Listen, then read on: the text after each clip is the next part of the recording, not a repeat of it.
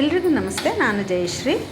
ಈಗ ಅವರೆಕಾಳು ಸೀಸನ್ ಇನ್ನೇನು ಮುಗಿತಾ ಇದೆ. ಹಾಗಾಗಿಬಿಟ್ಟು ಅವರೆಕಾಳು ಉಪ್ಪಿಟ್ಟನ್ನು ನಾವು ನಮ್ಮ ಮನೆಯಲ್ಲಿ ಮಾಡಿದ್ವಿ.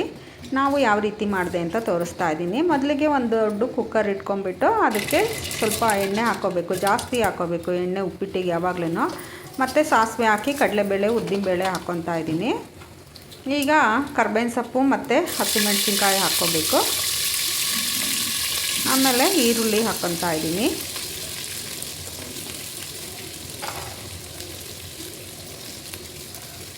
ಈಗ ಈರುಳ್ಳಿನ ಚೆನ್ನಾಗಿ ಎಣ್ಣೆಯಲ್ಲಿ ಆಡಿಸ್ಬೇಕು.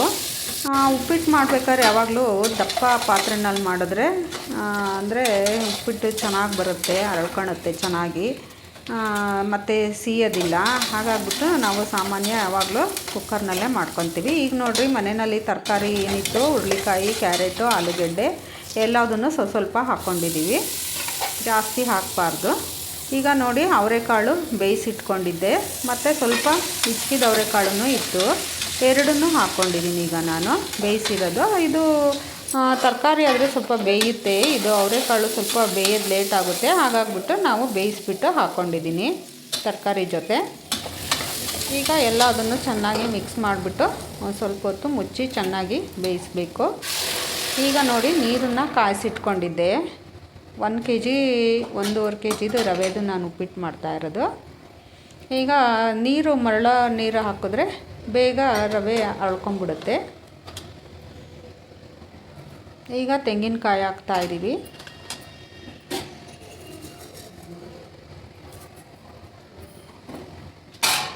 ಈಗ ತೆಂಗಿನಕಾಯಿ ಹಾಕ್ಕೊಂಬಿಟ್ಟು ಚೆನ್ನಾಗಿ ಕುದಿಸ್ಬೇಕು. ಸ್ವಲ್ಪ ಅರಿಶಿನ, ಜಾಸ್ತಿ ಅರಿಶಿನ ಹಾಕ್ಬಾರ್ದು, ಕಲರ್ ಜಾಸ್ತಿ ಆಗಿಬಿಡುತ್ತೆ.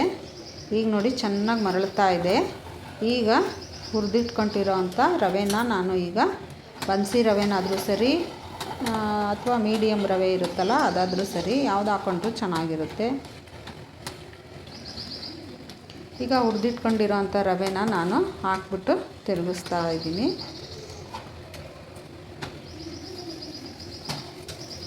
ನಮ್ಮ ಕಡೆ ಎಲ್ಲ ಸ್ವಲ್ಪ ಉಪ್ಪಿಟ್ಟು ಹುಡಿ ಹುಡಿಯಾಗಿ ಇರಬೇಕು ಅಂತ ಇಷ್ಟಪಡ್ತಾರೆ. ಕೆಲವರೆಲ್ಲ ತೆಳ್ಳಗಿರಬೇಕು ಉಪ್ಪಿಟ್ಟು ಅಂತ ಆಸೆ ಮಾಡ್ತಾರೆ. ಆದರೆ ನಮ್ಮ ಕಡೆ ಎಲ್ಲ ಸ್ವಲ್ಪ ಉಪ್ಪಿಟ್ಟು ಈ ಥರ ಉದುದ್ರಾಗೇ ಮಾಡೋದು ನಾವು. ಅಂದರೆ ಸ್ವಲ್ಪ ಜಾಸ್ತಿ ರವೆ ಹಾಕ್ಕೊಂಡ್ಬಿಟ್ಟು ಉದುದ್ರಾಗಿ ಮಾಡ್ತೀವಿ. ನೋಡಿ, ಈಗ ನಮ್ಮ ಉಪ್ಪಿಟ್ಟು ರೆಡಿಯಾಗಿದೆ. ಇನ್ನೂ ಯಾರ್ಯಾರು ನಮ್ಮ ಚಾನಲ್ ಸಬ್ಸ್ಕ್ರೈಬ್ ಆಗಿಲ್ಲ, ದಯವಿಟ್ಟು ಸಬ್ಸ್ಕ್ರೈಬ್ ಆಗಿ ವಿಡಿಯೋ ನೋಡಿ. ಇಷ್ಟ ಆದರೆ ದಯವಿಟ್ಟು ವಿಡಿಯೋಕ್ಕೆ ಒಂದು ಲೈಕ್ ಕೊಡೋದನ್ನು ಮರಿಬೇಡಿ.